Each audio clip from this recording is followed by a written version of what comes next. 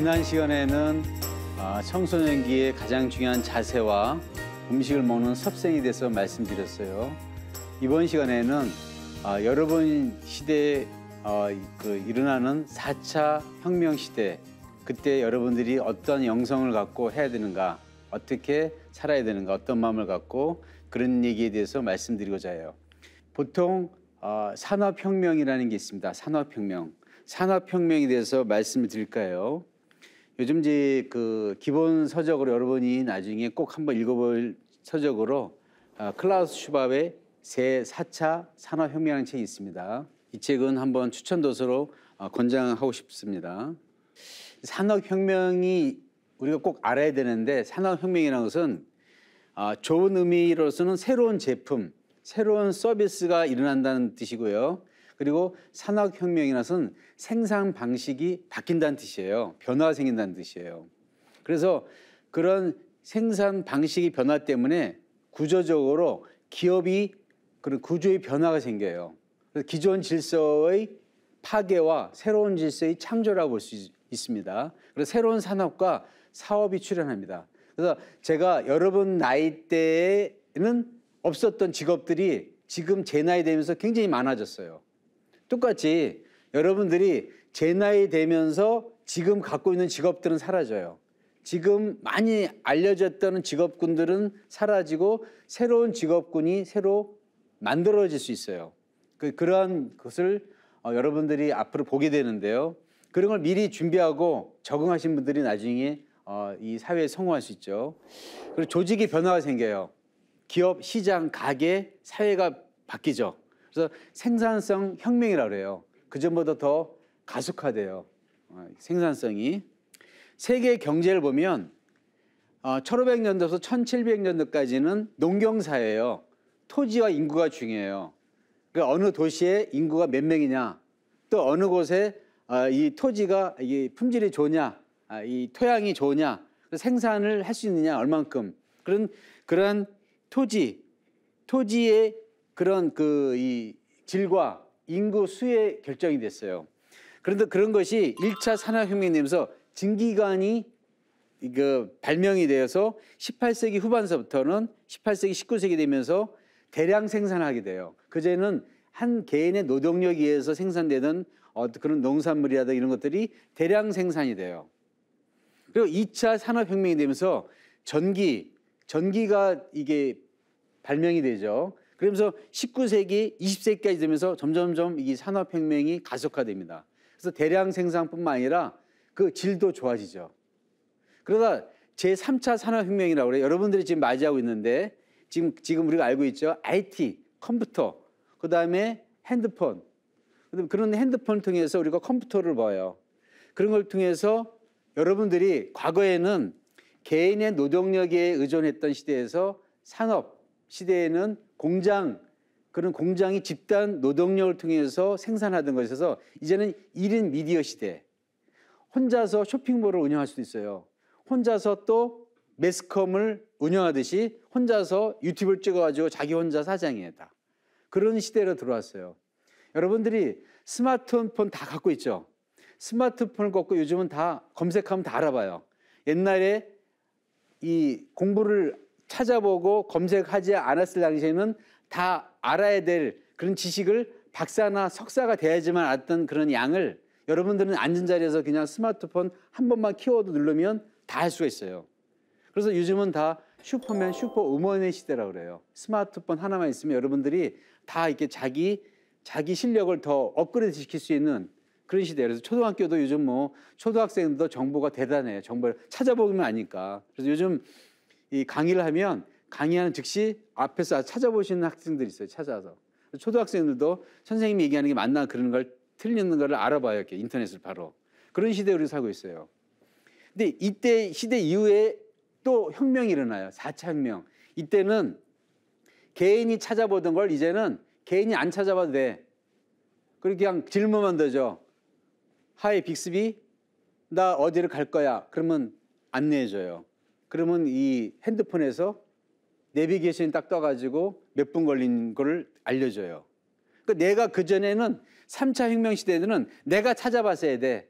내가 찾으면 검색량이 엄청나게 나한테 들어와. 근데 이제는 그런 노동력도 필요가 없는 거예요. 기계가 다 해줘. 그 집에 가면 20도로 온도를 낮춰줘 하면 어떻게 해요? 이제는 에어컨이 20도로 만들어져요. 전기밥솥도 내일 예약을 9시에 가니까 7시에 밥 해가지고 따끈따끈하게 만들어야 되겠다 그러면 7시에 밥이 들어가게끔 해줘. 그럼 어때요? 저절로 그게 입력이 돼가지고 그렇게 만들어져요. 그게 이제는 이게 일상생활이 되는 거예요. 그런 4차 혁명 시대가 되면 인간의 개인 노동력이 굉장히 어때요? 줄어들어요. 그러면 개인 노동력이 줄어들면서 어떠한 시간을 더 많이 할애해야 되냐? 사람에게는 5개의 욕구가 있다 그래요. 심리학자 메슬로라는 사람이 욕구의 어떤 피라미드를 그렸는데 아주 재밌게 얘기했어요. 인간에게 욕구가 5단계가 있다는 거예요. 첫 번째 단계는 뭐냐? 이는 이 먹고 마시는 본능, 본능적인 그런 본능의 욕구가 있다 이거예요. 먹어야 돼. 배고프면 먹어야 되고 물 마셔야 돼. 본능의 욕구가 있어요. 이 본능의 욕구가 충족이 되면 다음 욕구로 넘어가요. 그게 뭐냐? 자기 자신 안전. 나는 미래에 내가 행복하게 살 수 있을 거야. 나는 안전해. 는 안전의 욕구라는 거예요. 안전의 욕구. 이 네 번째 욕구가 충족되면 사람은 다 누구나가 사랑을 하고 서로 공감을 하면서 어디에 소속되기를 원해요. 그런 소속하고 사랑하고 공감하는 그런 집단 속에 같이 공유하기를 원해요. 여러분 카톡하는 게 다 그런 거예요. 카톡에서 여러분들이 빠지면 굉장히 기분 나쁘죠? 친구들끼리 한 10명 있는데 9명만 카톡 친한끼리하고 나는 어느만 카톡방에 초대가 안 돼서 굉장히 기분 나쁜 거예요. 맞아요, 안 맞아요? 맞죠? 그건 왜 그럴까요? 사랑, 공감, 소속의 그런 욕구가 충족이 안 된 거예요. 그래서 카톡방이 이게 아주 지금 현재 소속감으로 아주 카톡방이 단체방이 많이 만들어져. 그게 소속감이에요, 이렇게. 이 욕구가 충족되면 다음 욕구가 뭐냐? 존경이라 그래요. 존경을 바꾸자 해. 다 누구나가 자기의 어떤 그런 가치를 인정받고 싶어 해요. 그런 욕구가 있어요. 이 욕구가 충족이 안 될 때 사람은 이렇게 불행감을 느끼고 행복감을 느끼지 못한다 그래요. 이 존경의 욕구예요. 이 존경의 욕구가 다 충족되면 마지막 욕구가 있어요. 그 마지막의 욕구가 뭔지 알아요? 자아 실현의 욕구라 그래요. 자아 실현. 이 자아 실현의 욕구를 현대인들은 다 느낀다는 거예요. 왜? 이 나머지는 기계가 다 해줘요, 지금 현재. 그리고 카톡방이나 다 지금 소속감 다 느껴. SNS에서 사회 인터넷 막 소셜 인터넷이라 해서 그걸 통해서 다 이제 소속감을 느껴. 지역, 국가, 인종을 떠나서 다 소속감을 다 느끼고 있어요, 전 세계가. 근데 마지막 자아 실현의 욕구는 뭐냐? 인간은 자기가 자기 내면에 실현을 해야 되는 욕구를 느끼는 시대가 어떤 거예요? 왜? 산업혁명이 이런 모든 욕구를 충족시켜주기 때문에 마지막 욕구를 자기가 실현해야 되는 시대가 왔다는 거예요. 자아 실현이. 요 5개의 욕구, 메슬로의 심리학 이 피라미드가 굉장히 유명한 피라미드예요. 인간에게는 5개의 욕구가 있다. 그래서 여러분들은 이 4차 산업혁명이 되면 5번째 자아 실현을 해야 되는 자기 내면을 성찰해야 되는 싫어도 그런 시대로 들어간다는 거예요. 그래서 4차 산업혁명 시대는 오히려 인문학이 더 중요하다. 그런 얘기를 합니다. 자, 그런 얘기를 제가 구체적으로 더 설명을 드릴 텐데요. 자, 1차, 2차, 3차하고 4차 산업혁명을 한번 비교해 봐요. 1차 산업혁명은 18세기 때 증기기관 기반의 기계혁명을 해서 영국이 이제 주도했죠. 선물공업이 거대 산업화됐어요. 2차 산업혁명은 19세기에서 20세기 초 전기 에너지 대량 생산혁명이 일어났어요. 대량 생산. 그래서 공장에서 전력이 보급되면서 벨트 컨베이 시스템에서 차도 막 대량 생산이 되고 모든 공산품이 대량 생산이 됐어요. 그리고 3차 산업혁명이 되면서 이런 노트북에 의해서 컴퓨터와 인터넷 가지고 전 세계의 정보를 이제는 공유하는 시대가 됐어요. 그래서 온라인 시대가 된 거예요. 온라인의 특징이 뭐냐? 오프라인과 온라인. 오프라인은 소유가 근본이라면 온라인은 공유가 근본이에요. 기본이에요. 공유라는 뭐냐? 자기의 지식을 남들하고 공유할 수 있는 온라인이 특징이에요.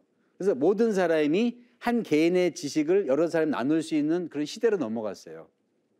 그래서 그거를 3차 산업혁명이라고 그래요. 그래서 인터넷과 스마트폰이 이제 이런 주도를 하죠. 근데 지금 우리가 한 발 걸쳤어요. 4차 산업혁명 시대 넘어가는 그 시대에 걸쳐서 로봇이라든가 기타 여러 가지 이 신기한 인공지능이 막 일어나고 있어요. 그리고 제가 이제 차를 타면 이제 말로 해요. 우리 집 하면 어때요? 우리 집 하면 거기 이제 그 음성을 듣고 우리 집으로 가는 지도가 내비게이션이 딱 떠요. 그리고 그렇게 안내하면 그렇게 갈 수 있어요. 어딜 가든. 사무실 하면 사무실로 내비게이션이 딱 떠요. 지금 아주 이렇게 인공지능이 초기 좀 들어갔어요, 이렇게. 그리고 그 중에서 일부 알파고 때문에 얼마나 전 세계 사람들이 충격 먹었어요. 우리나라 이세돌 딱 한 번 이겼는데 중국에서는 그거 갖고 하다가 한 번 더 못 이겼잖아요. 유일하게 인류가 바둑을 한 번 이겼다는 거예요, 기계를. 그런 시대로 넘어가면서 제4차 산업혁명은 시작됐다는 사람도 있고 아직 시작 안 됐다는 사람도 있어요. 그러나 시작됐다는 게 주류의 어떤 얘기들이에요. 지금 진행되고 있다. 그래서 사람과 사물 이런 것들이 연결이 돼서 인공지능과 초지능으로 넘어가고 있다. 산업혁명. 여러분들이 그러니까 대학교 때 들어갈 때쯤이면 저게 더 가시화돼야 돼요. 내년, 내후년 되면요. 인공지능이 더 가시화돼서 지금은 사람 목소리를 잘 못 알아들어. 사람의 음성이나 음색이 다 다르니까 성량이 풍부한 사람도 있고 약한 사람도 있고. 근데 나중에 되면 2년, 3년 되면 그게 다 해결이 돼. 그래서 누가 얘기하든 간에 다 알아듣는 그런 이 인공지능의 뭐예요? 전기밥솥도 나오고 뭐예요? 에어컨도 나오고 다 나오는 거 이렇게. 그게 일상생활이 돼요. 그런 산업혁명으로 지금 들어가고 있습니다. 그래서 4차 산업혁명은 지능과 정보가 하나가 되는 세상이다. 그래서 생태계가 좀 바뀌었어요. 바뀌고 있다는 거예요. 산업 생태계 어떻게? 과거에는 건물, 서비스, 물류, 제조가 따로따로 이렇게 떨어져 있어. 근데 지금은 이게 하나가 돼가지고 한 군데서 그걸 동시에 할 수 있는 융합형으로 전개된다는 거예요. 융합형으로. 그래서 저는 이게 융합형으로 갖는 게 후천의 문화는 융합 문화예요. 통합 문화예요. 그래서 모든 이 지식이나 이런 것이 융합이 되면서 서로 하나의 모아지고 있는 것이 하나의 후천 문명의 극도의 어떤 문명으로 진입하고 있다고 저는 보고 있습니다. 이렇게 융합형으로 지금 가고 있는 거예요. 누가 융합을 잘하느냐, 그러니까 그런 게 아이디어와 어떤 창의력이 있느냐에 따라 산업혁명에 주도하는 사람이 되는 거죠. 여기 보세요. 세상에서 가장 아름다운 삼바춤을 추는 저 여자가 이렇게 다리를 잃어버렸어요. 사고로 인해서. 근데 스노우보드 선수가 에이미 퍼디 그 선수가 로봇과 이렇게 춤을 추는 거예요. 이렇게 다리를 연결했는데 로봇 다리를 연결했어요. 현실에서 응용되어 있는 신기술을 보면 BMW 공장 내에 쿠카 로봇이 있어요. 이렇게 로봇이 저렇게 해서 지금 저기에 그러면 좋아할 게 아니에요. 저 로봇이 활성화된 만큼 사람이 어때요? 노동력이 줄어들기 때문에 공장에 사람이 없어요. 저를 제어하는 사람 빼놓고 몇 사람 빼놓고는 다 로봇이 하는 거예요. 그래서 산업혁명 시대가 되면 기존의 직업군이 사라진다는 게 저런 뜻이에요. 기존에 단순 노동하던 사람들은 사라지고 창의력과 인문학적인 소양이 있는 사람이 그런 기계를 조정할 수 있는 그런 직업군이 나온다는 겁니다. 이 전기 자동차요. 이제 이 전기차가 보면 이제 지금은 이제 운전사가 운전하잖아요. 좀 지나면 여러분들이 이제 차를 운전할 때쯤 성인이 됐을 때는 운전대를 안 잡아도 될 거예요. 운전대 안 잡고 자 대전 어디 탐방동 가자, 또 어디 선화동 가자 그러면 어때요? 내비가 탁 해가지고는 운전대를 제어해. 그래서 저절로 가면서 앞에서 오는 차 시속 몇 킬로 오는가, 옆에서 오는 차 다 봐가지고는 스스로 멈춰. 또 신호등 미리 감지해가지고 또 분석을 해. 그래서 멈췄다가 또 출발을 해. 그러니까 여러분들은 이제 운전하다 이게 자셔도 돼, 주무셔도 돼, 자도 됩니다. 이렇게 그런 시대가 앞으로 벌어지게 돼요. 지금 같아서는 꿈만 같죠. 근데 그때 가서는 일상생활이 돼요. 그때 여러분들이 지금 여러분들이 알고 있는 직업이 아닌 새로운 직업에 적응한 그런 친구들은 그 시대의 선두주자 될 것이고, 지금 직업군의 개념 연연해 가지고 변화를 못 가진 사람들은 그때 가면 또 이제 굉장히 고생한다는 거예요. 이런 전기 자동차. 근데 이러한 이 문화에 대해서 도전에서 얘기를 했습니다. 도전의 7편 1장을 보시면 7절에 이런 말씀이 있어요.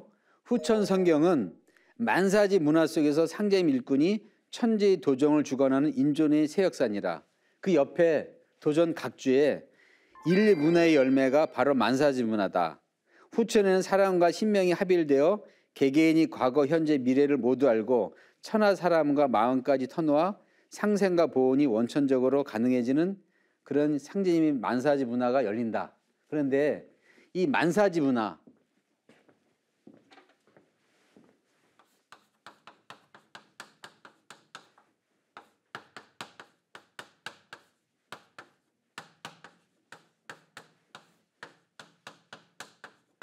이때 많은 만개라는 뜻이 있지만 만개가 아니라 수많은 이로 헤아릴 수 없다는 그런 한자라고 보시면 돼요.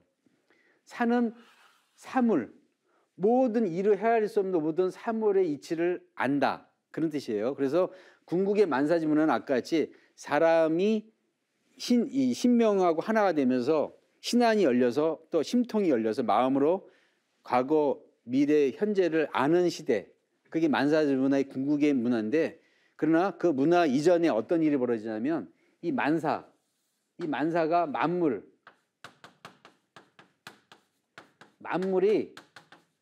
자체가 저는 이렇게 해석도 해봤어요. 4차 산업혁명 시대에 맞게끔 만물 자체가 지능화되는 거예요. 지능화. 만물이 지능화 시대에 들어간다.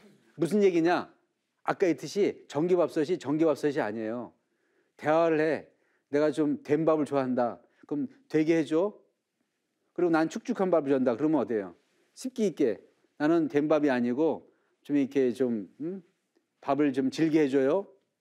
그러면 그거를 만물이 지능적으로 알아듣고 어때요? 그대로 사람의 요구에 맞게끔 맞춤형 시대로 바뀌는 그러게 만사지 문화예요. 이게. 이걸 뭐라느냐? 이런 만물이 인터넷과 연결이 되면서 새로운 어떤 그런 이 만물이 지능화돼 이런다. 이걸 뭐예요? 인터넷 오브 띵, IoT, 인터넷 오브 에브리띵, IOE이라고 이게 명칭을 붙여요. 산업화 시대에. 그래서 인터넷과 이런 이 만물이 사물이 연결이 돼서 사람이 말하잖아요. 그러면 그 사람 말하는 거를 들은 사물이 인터넷 연결해서 사람이 요구에 맞게끔 만들어져요. 여러분들 저기 이 핸드폰에 보면 내비게이션 내비 있잖아요. 그러면 어디 음성하면요. 그 음성하는 순간 어디예요? 그 음성이 목적지 아까 탐방동 어디다 선하다 어디다 그러면 그게 길이 만들어져 가지고 도보로 걸으면 몇 분, 차로 가면 몇 분, 버스로 가면 몇 분. 그게 이해할 수 있죠? 그게 뭐예요? 이 핸드폰하고 인터넷과 연결되면서 새로운 어때요? 지능을 우리에게 요구에 맞게끔 해주는 거예요. 그걸 IoT라고 그래요. IoT. 그래서 이게 IoT 시대에 우리가 이렇게 살고 있는데 4차 산업혁명을 이끄는 기술, 생물학 보면 합성 생물학 DNA 기록해서 유기체 제조가 가능하고 윤리적 문제가 있어요. 유전공학, 유전자 편집, 치료 개량, 인공장기 윤리적 문제를 지금 우리가 안고 있어요. 바이오 프린팅 해가지고 피부뼈 조직을 3D 프린팅에 만들어요. 인간 생체 조직에 맞게끔 이 프린팅하지 3D 프린팅으로 만들어요. 그리고 건물도 3D 프린팅 해가지고요. 건물 이런 것도 지금 목수가 목재를 깎고 다듬고 하잖아요. 그렇게 안 하고 여기서 만들어져요. 그래서 그걸 조립하면 돼요. 그래서 지금 날림이지만 중국에서는 뭐 하루도 안 돼가지고 건물이 지어지는 조립해가지고 몇십 시간에 지어지는 그런 걸 보게 되는데 그게 좀 더 개량이 되면 이런 건물도 뭐 1년 걸리지 않고 뚝딱하면 도전인 말씀같이 일주일이 안 돼서 집이 만들어지는 그런 일이 우리가 이제 보게 돼요. 그리고 여기 보시면 DNA, 우리 인체에 질병을 만드는 DNA 염색체 구조가 있어요. 이 DNA는 카트예요. 자르고 그 안에 건강한 DNA 유전자 조합을 집어넣어. 그러니까 할아버지가 위암이 걸리셨어. 그리고 자식이 위암에 걸릴 확률이 많거든요. 근데 그 자식은 저는 유전자 조합의 어떤 그런 치료법에 의해서 위암이 걸릴 확률이 없어져요. 그래서 가족 병력이라든가 이런 것들이 사라지는 그런 시대로 왔습니다. 이렇게. 인터넷 오브 띵이 아주 유문선으로 인터넷 연결된 디바이스죠. 클라우드라고 여러분 아시죠? 클라우드. 여러분이 지금 저장된 모든 사진 이런 거를 네이버나 어디든 클라우드라는 구름 같은 곳이에요. 거기에 전송해. 그 나중에 여러분이 그걸 또 전송된 그거를 받아내리잖아요. 이렇게. 그런 클라우드, 빅데이터, 여러분 지금 현재 일상생활에 알고 있는 것들이 융합이 되면서 새로운 문명의 패턴으로 지금 바뀌는 거예요. 이렇게. 요 IoT 기반 원격 헬스케어라는 게 있는데요. 여기 도전 4편, 7편 4장을 보시면 이런 말씀이 있어요. 상님께서 모든 백성의 쇠병사장을 물리쳐 불로장생으로 영락을 누리게 하리니 너희들은 황골 탈퇴되어 키와 몸짓이 커지고 옥골 풍채가 되느니라. 이런 말씀이 있는데 이 헬스케어는 지금 의료기에서 지금 진행되고 있어요. 어떤 분이 심장 질환이 있는데 이 심장 질환이 어떤 질환이냐? 갑자기 가다가 심정지가 일어나요. 우리 병원의 원장 한 명도 그런 일이 벌어졌는데 갑자기 자다가 심장 마비가 됐어요. 그거를 이렇게 이 옆에 자고 있는 부인이 놀래가지고 다행히 여러분들 꼭 배워둘 중에 하나 뭐예요? 심장 이 119 응급처치 아시죠? 심장이 이걸 이렇게 충격 줘가지고 하는 거. 그게 이 20번 정도를 누르잖아요. 그리고 입에 숨을 이렇게 한 3번 정도 불어넣은 다음에 또 한 20번 내지 한 3, 40번 계속 빠르게 눌러가지고 심장을 압박하는 그런 마사지는 우리가 배워야 되는데 그걸 부인이 배웠어요. 배워가지고 심장 충격 받은 그 심정지 된 상태를 이 심장 마사지 해가지고 살려서 호흡이 돼가지고 119를 불러가지고 다시 병원 가서 이렇게 살아난 케이스가 있어요. 근데 그러한 심장병인 환자들 항상 불안한 거예요. 어느 골목에 쓰러질지 모르니까. 그래서 손목에 시계를 차요. 이 시계에서 체온과 그 사람의 모든 이 신체 바이오 이 시그널 그 신호라고 그래요. 그러니까 생체 신호를 이 시계에서 측정해. 그래서 오늘 체온이 떨어졌다. 오늘 또 이 심장이 너무 빠르게 뛴다. 혈압이 올라간다. 그러면 그것이 심장이 충격, 심장 쇼크가 오는 확률이 한 50%다. 70%다. 그러면 어때요? 그 사람 주변에 가장 가까운 119 센터나 응급센터에 저절로 이 시계가 알아서 내가 명령하지 않아도 그런 걸 알아서 신호를 보내요. 그러면 그 응급센터에서는 이 사람의 동종을 알아. 어디 있다. 위치 추적에 의해서. 그래서 문제가 생겨가지고 가장 심정지가 왔다. 그러면 어때요? 가장 빠른 응급센터에서 와서 그 사람의 위치를 찾아가지고 구조를 요청하는, 구조하는 그런 시스템이 지금 가동됐어요. 놀랍죠? 재밌죠? 근데 좀 비싸. 굉장히 좀 그 신청을 근데 나중에 몇 년 지나면 이게 대중화돼서 다 누구나 일정 비용만 내면 다 누가 심장질환 환자는 시계 차고 다니는 거예요. 이렇게 안전하게. 그래 헬스케어. 그리고 우리가 이게 그 집에 들어가요. 집에 들어가지고 소변을 뚝 누면 소변에서 이 소변에 의해서 이 화장실에서 소변을 채취를 해. 우리는 지금까지 어디예요? 병원을 가야지만 소변을 넣어가지고 그걸로 이렇게 그 사람의 신장에서 단백뇨가 나오냐, 단백질 나오냐 안 나오냐, 혈뇨, 피가 나오냐 안 나오냐 체크하잖아요. 그럴 필요가 없어요. 앞으로는 화장실에서 소변 넣으면 화장실에서 그 소변 샘플이 저절로 추정이 돼서 어디로 가? 병원으로 샘플로 가. 병원으로 정보가 가. 그래서 이분이 어젯밤에 술을 너무 과음했다. 그리고 너무 일주일 동안 늦게 잔 것 같다. 그러면 오다가 다음날 딱 떠. 그래가지고 일찍 주무세요. 그리고 무슨 약을 먹으시고 평소에 이렇게 간이 안 좋으시게 하십시오라는 그게 처방이 지금 저절로 또 집에서 그걸 받아볼 수 있어요, 여러분들. 여러분들 어떤 아파트에서 그런 서비스를 하게 돼요. 우리 아파트는 앞으로 이제 이런 서비스가 있는데 화장실이나 이런 데서 변 검사, 소변 검사 다 샘플로 저절로 돼가지고 병원하고 이렇게 쪼여냈기 때문에 여러분들이 병원에 6개월에 한 번씩 검사하지 않으셔도 됩니다. 그래가지고 아파트 전담 광고지에 그런 게 떠요 앞으로. 이게 이런 시대에 살고 있다니까요.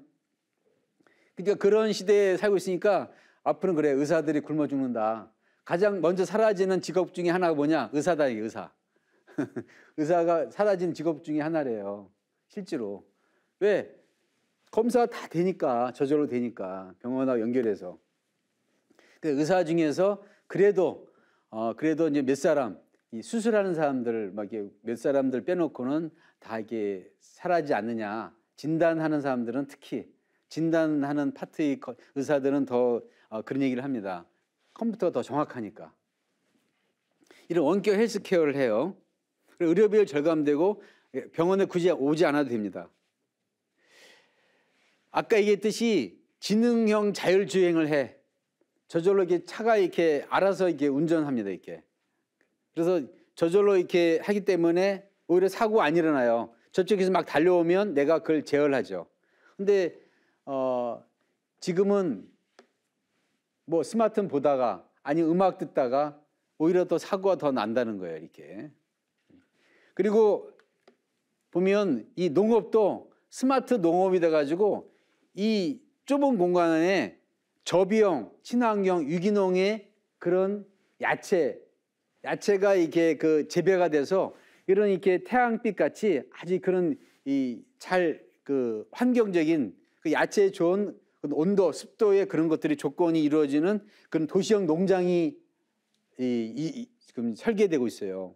그래서 과거에는 농촌에서 농장하던 것이 여러분들이 마음 먹으면 도시에서 농장할 수가 있어요. 이렇게 스마트 농장을 할 수가 있어요. 그런 시대로 지금 가고 있어요. 그래서 여러분들이 만약 이런 아이디어를 갖고 있다. 나는 집에서 이게 이 농사하는 아버지, 어머니 그런 거를 내가 이게 봤는데 시골에서 농사하고 싶지 않다. 다 누가 그렇게 생각하잖아요. 근데 오히려 거꾸로 도시에서 저는 농토가 아닌 저는 이게 도시형 공장을 차려가지고 스마트형 공장을 할 수가 있어요. 거기서 농약 뿌리지 않고 유기농으로 재배한 야채를 비싸게 팔 수가 있어요. 지금 이런 아이디어잖아요. 근데 이 아이디어가 상품화돼서 이런 직업군이 생길 거예요, 앞으로. 실제로. 그래서 면적 대비 생산량이 굉장히 증가가 됐어요. 4차 산업혁명의 리더가 되기 위해서 그러면 여러분들은 어떻게 해야 되냐. 여러분들은 복잡성, 변혁성을 가진 4차 산업혁명은 새로운 형태의 리더십을 필요로 해요. 이걸 뭐라냐? 시스템 리더십이라고 그래요. 그러니까 시스템 리더십이란 더 나은 미래를 만들려는 의지가 있는 집단들끼리 협치하는 거예요. 이렇게 협치. 그리고 협치하는 시스템을, 그러니까 내가 완벽하게 몰라도 돼. 나의 능력은 타인의 능력을 빌려서 조합해서 새로운 형태의 뭔가를 만들 수 있는 창의력만 있으면 돼. 그러면 내가 다 할 수 있어요. 그래서 여러분들 이게 민박 유명한 전 세계 민박 글로벌 민박 시스템 알아요? 민박 우리나라도 이게 되는데 전 세계의 민박 시스템의 그런 하는 그런 그 웹사이트가 있습니다. 그 웹사이트에서 우리나라에 예를 들어 뭐 어디 홍대 앞에 집을 갖고 있는데 방 하나 남는다. 그러면 그 웹사이트에 올리면 돼요. 그 웹사이트에 올리면 그 홍대 앞에 방을 빌리려고 하는 사람들이 외국에 있는 사람들이 우리나라에 왔을 때 그 방에 민박이 얼마 조건인가를 다 알고 웹사이트에 신청해가지고 민박을 해요. 그러니까 그 사람들은 자기 집도 있는 것도 아무것도 있는 것도 아니에요. 근데 그런 사이트 하나 갖고 서로 도와서 협조를 구해서 민박 시스템을 만드는데 그게 전 세계적으로 유명한 시스템이 지금 웹사이트가 굉장히 많이 있어요. 그게 우연히 어떻게 되냐? 그 사람들 직업이 없었는데 우연히 자기 집에 방이 하나 남아 있더라고요. 방이 한두 개 남았는데 그 앞에 보니까 무슨 이렇게 의료 아니면 무슨 이렇게 그 회의하는 그런 기구에서 사람들이 많이 와가지고 그 사람들이 호텔 방 다 차가지고 보는 거 보니까 이거 되겠다 해가지고 자기가 그런 사람들 통해서 민박을 운영을 했대요. 그러니까 너무 좋은 거야. 자기 집 민박 운영하면서 집 월세도 이게 뭐 생기고 용돈도 생기고 이 아이디어를 한번 돼가지고 그러면 전 세계에 남아도는 가정집의 방을 전 세계 여행하니까 호텔 안 가고 하는 사람들을 이용해서 한번 해보자 해가지고 협치 시스템을 만든 거예요. 서로 이렇게 도와서 해주는 협치 시스템을 만들었는데 그게 대박 났어요. 지금 그게 어마어마해요. 이렇게 그런 사이트가 많아요. 여러분들이 쳐보면 나중에 해외여행 가실 때 호텔 가실 필요 없어. 그 그 가고자 하는 도시에 민박을 제공하고자 하는 사람들이 너무 많아. 그 중에서 괜찮은 사람들을 찾아서 웹사이트에 올리면 여러분들이 좋은 조건에 싸게 할 수 있어요. 그게 협치 시스템이래. 협치라는 것은 뭐예요? 협동해서 서로 이렇게 하는, 운영하는 시스템이 지금 현재 4차 산업혁명의 그게 화두예요, 화두. 가장 중요한 그게 그 장점이에요. 그걸 하면 4차 산업혁명을 리드할 수 있다는 거예요. 주도할 수 있다는 거예요. 근데 이 협치 시스템에 대해서 얘기를 해요. 그러니까 여러분들이 산업혁명이 되려면 지능으로 컴퓨터를 이길 수 있어요? 알파고 이길 수 있어요? 지능으로 이기려 하지 마시고 협동하는 마음, 인간의 본연적인 협동, 그다음에 남을 도와주려는 그런 마음의 아이디어를 내는 게 4차 산업혁명이 중요하다는 거예요. 4차 산업혁명은 인공지능을 지능으로 이길 수가 없어요. 우리가. 지능으로 이기는 게 아니라 인간의 본연적인 협동의 마음, 그다음에 그런 게 사랑하는 마음, 그런 마음에 입각한 창의성을 발휘하자는 거예요. 그래서 4차 산업혁명에는 중요한 게 인간의 본연적인 인문학적인 정서가 더 중요하다는 거예요. 이해하시겠죠? 그러니까 지능으로, 실력으로, 뭔가 이렇게 지식으로 이 기계를 이길 수 없기 때문에 오히려 그건 우리가 기계를 활용하면 돼요. 그래서 협치 시스템이 되려면 창의성과 대인관계가 가장 중요하다는 거예요. 기업에서는 문제 해결하고 관리, 창의적 기술을 강조하는 체험과 프로그램을 도입하고 있어요. 그래서 4차 산업혁명의 방향은 인간 중심의 인본주의를 더 강조하는 시기가 도래해요. 그래서 기업에서 인문학 강좌를 듣는 사람들이 더 늘어난 거예요.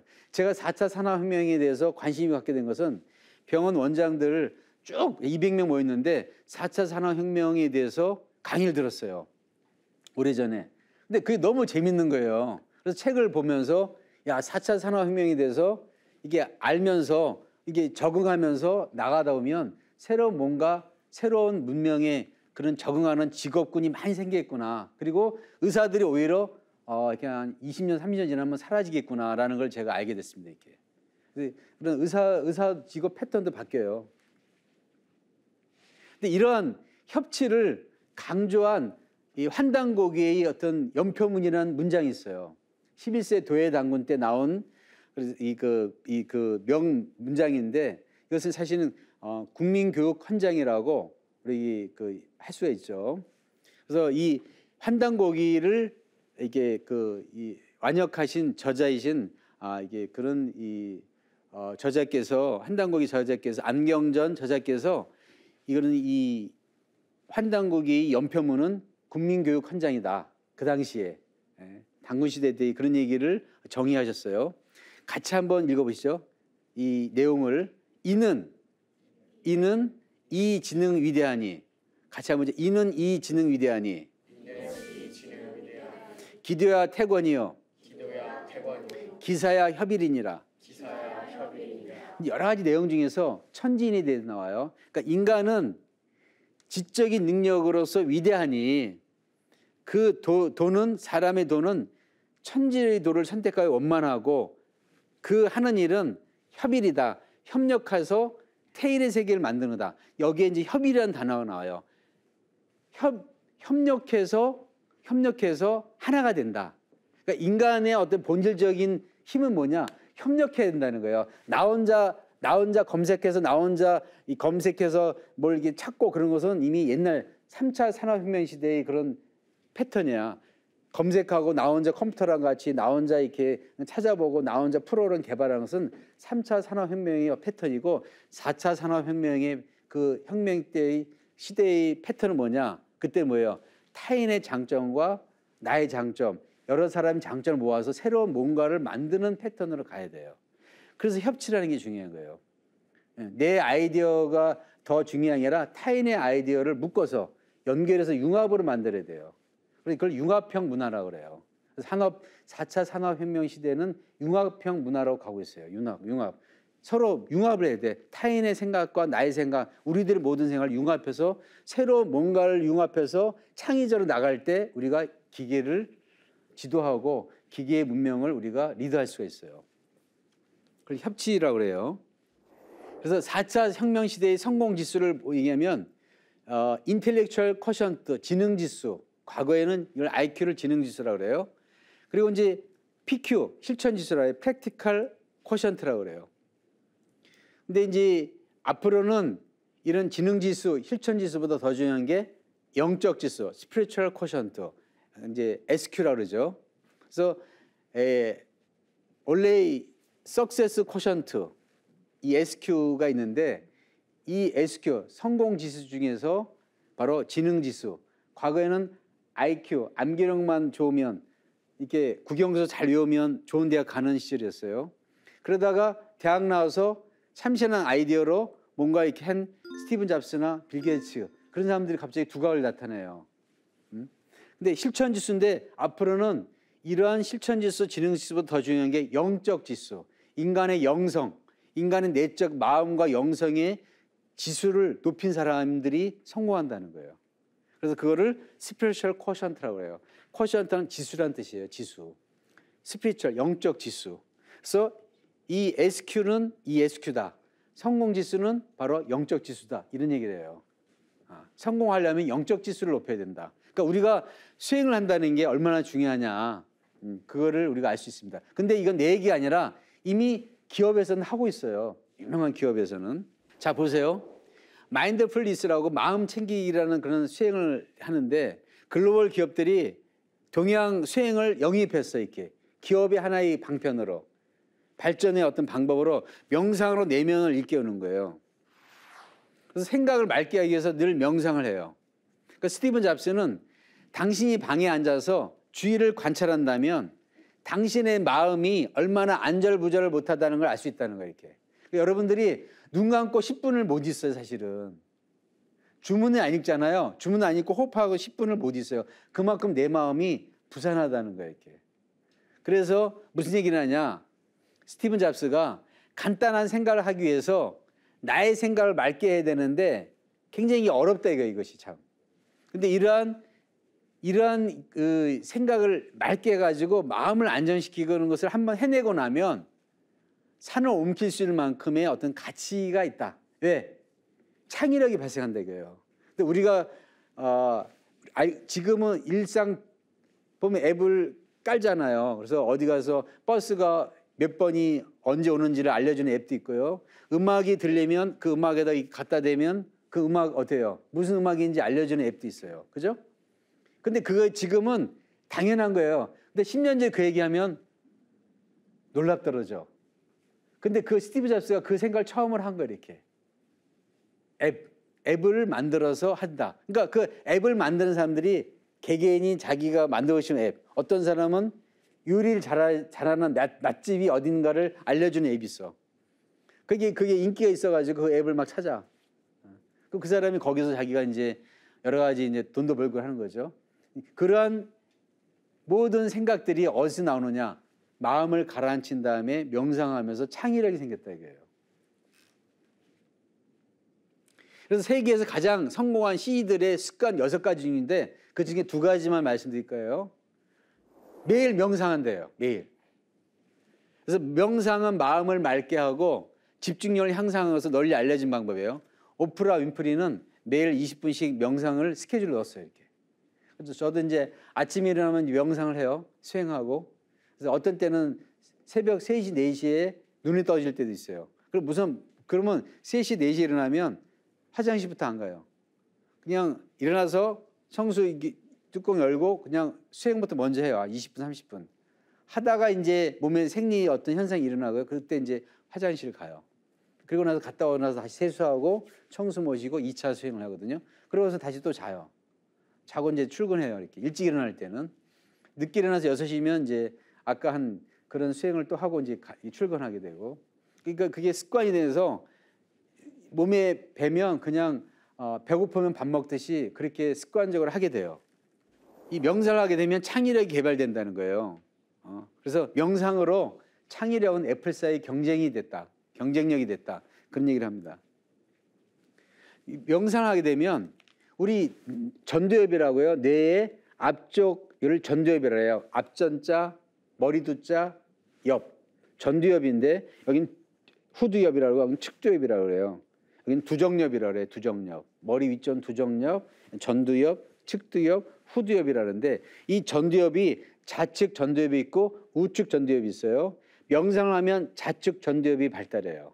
그럼 좌측 전두엽에서는 뭘 관장하냐? 행복, 기쁨, 낙천적인 그런 감정을 관장해요. 여기가 더 발달해. 그러니까 수행을 하고 나면 마음이 편안해져.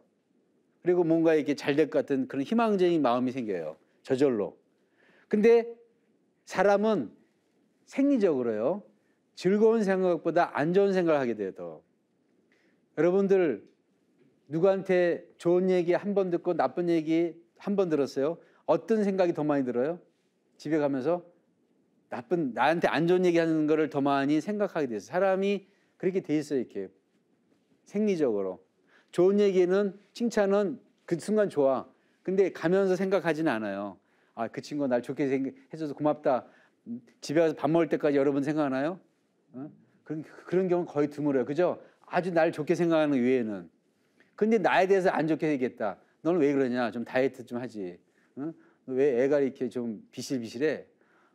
키는 나보다 작네? 그래봐요. 그 얘기가 일주일 동안 머릿속에서 어때요? 걔만 보면 생각나. 그죠? 그러니까 우측 이 전두엽이 더 사람에게 자극을 주는 거예요. 이 우측 전두엽이 뭐냐? 아까 얘기한 그런 좌측보다는 불행, 고통, 불안, 부정적인 감정을 주관한다는 거예요. 근데 우리가 수행을 하면 우측 전두엽 활동보다 좌측 전두엽 활동이 강화돼. 그래서 나를 힘들게 하고 나를 이렇게 아프게 했던 그런 말들이 상처가 치유가 돼요. 그래서 대뇌피질이 보통 사람보다 두껍다는 거예요. 이렇게 수행을 하고 나면. 근데 대뇌피질은 인간의 뇌라고 그래요. 인간의. 그리고 대뇌피질이 상처나잖아요. 그러면 사람들이 이상한 행동을 해요. 사람들이 비정상적인 행동을 한다는 거예요. 이 전쟁에서 이 뇌에서 인간의 뇌에 해당되는 대뇌피질이 상처를 받으면 실험을 했는데 그런 사람들을 앉혀놓고 옆에 사람 뺨때기 때리세요 그러면 그냥 때린대요. 그러니까 전두엽이 있어서 왜 그런 얘기를 나한테 하지? 난 싫어. 이 사람 내 때리면 내가 이 사람한테 해대고 기분 나쁠 거 아니야. 그런 판단하잖아요. 판단력이 사라진대요. 그래서 시키는 대로 한다는 거예요. 전두엽이 상처 난 사람들은 이쪽 때리면 그냥 때리고 옷 벗은 사람 옷 벗는데 그냥.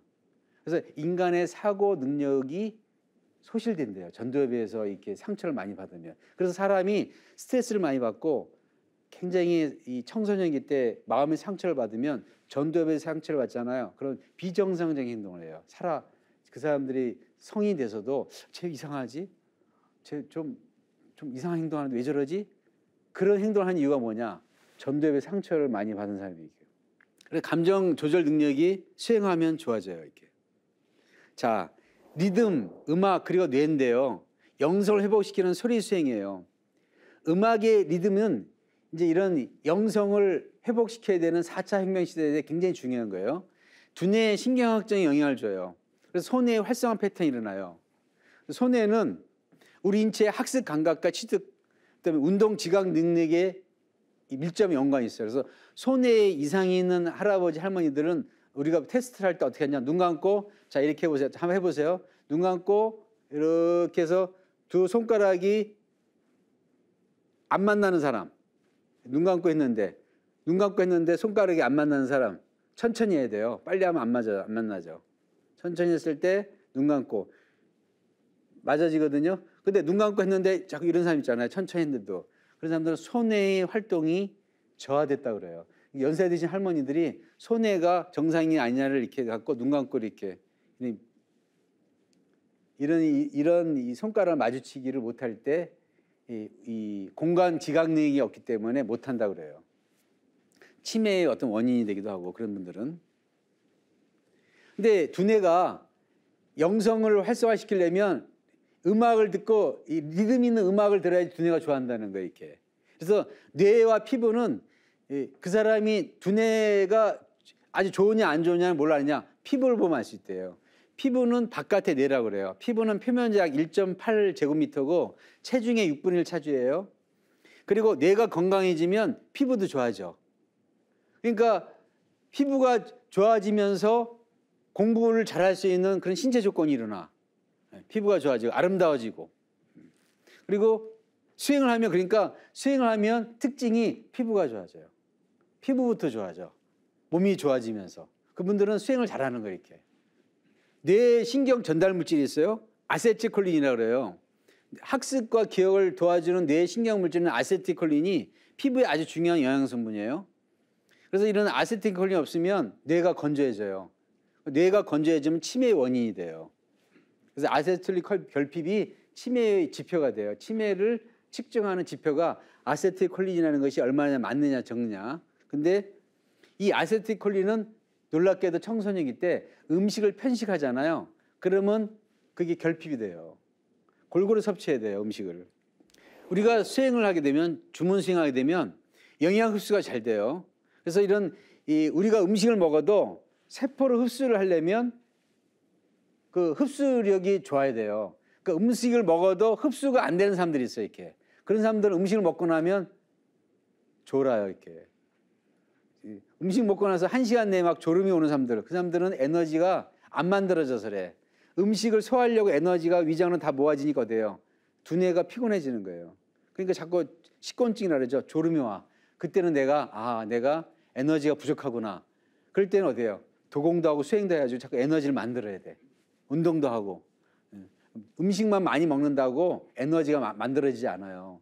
에너지를 만들어낼 수 있는 우리 인체의 활력, 기가 순환이 돼야 되는데 그 기가 순환이 안 되잖아요. 그러면 음식 먹고 나면 다 졸아. 피곤해. 그렇게 되죠.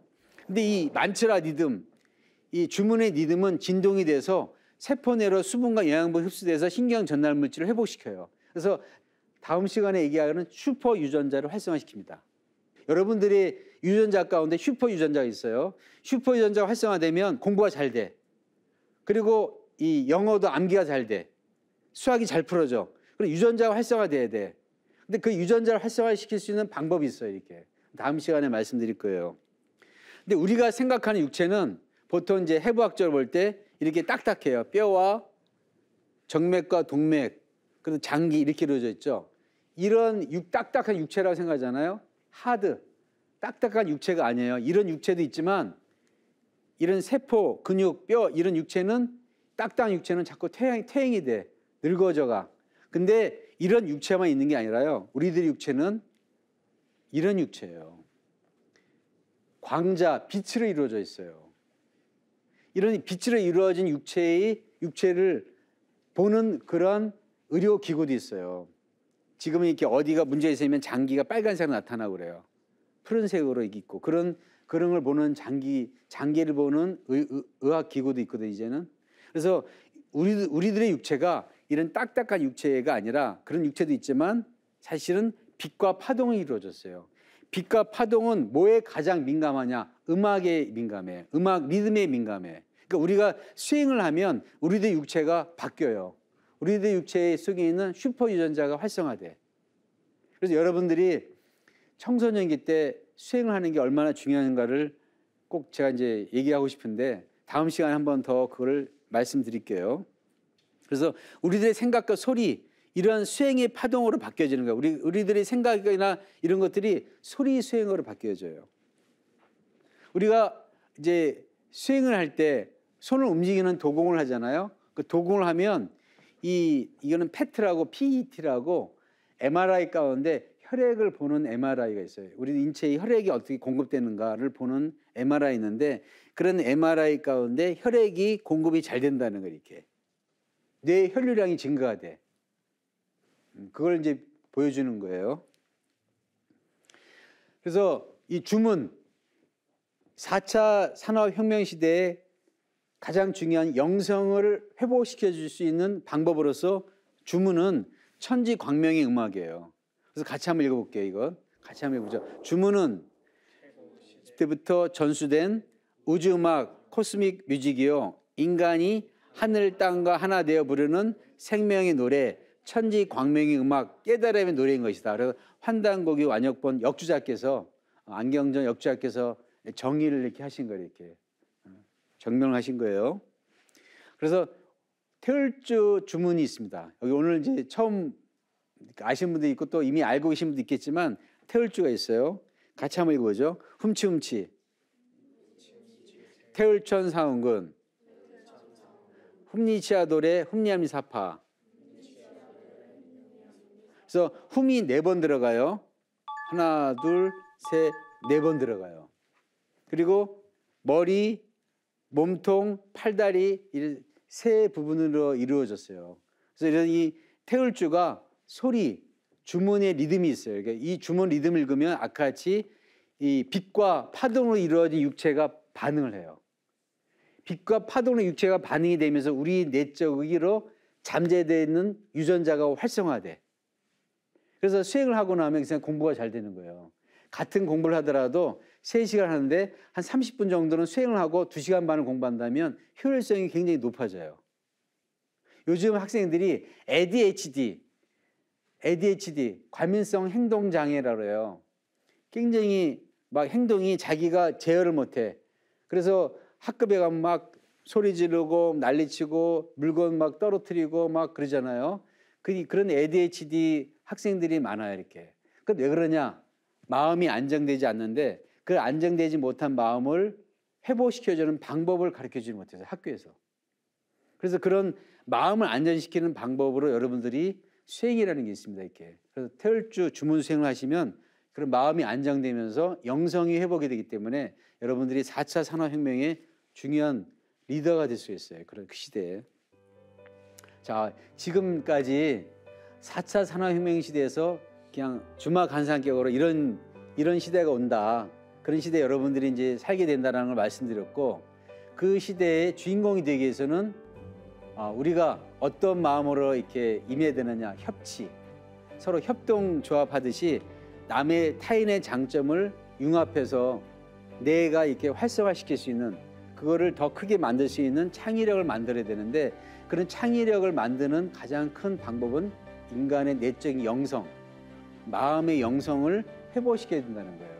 그래서 4차 산업혁명 시대에는 인문학, 영성을 만드는 이게 회복시켜주는 수행이 더 중요시되고 있다라고 하는 걸 말씀드렸습니다. 여러분들이 앞으로 4차 산업혁명 시대에 꼭 이렇게 리더가 될 수 있게끔 부탁드리고, 오늘 말씀드린 이 주문수행과 태울주에 대해서는 다음 시간 슈퍼 유전자를 활성화시키는 그런 시간에 말씀을 드릴까 합니다. 자, 수고들 하셨어요.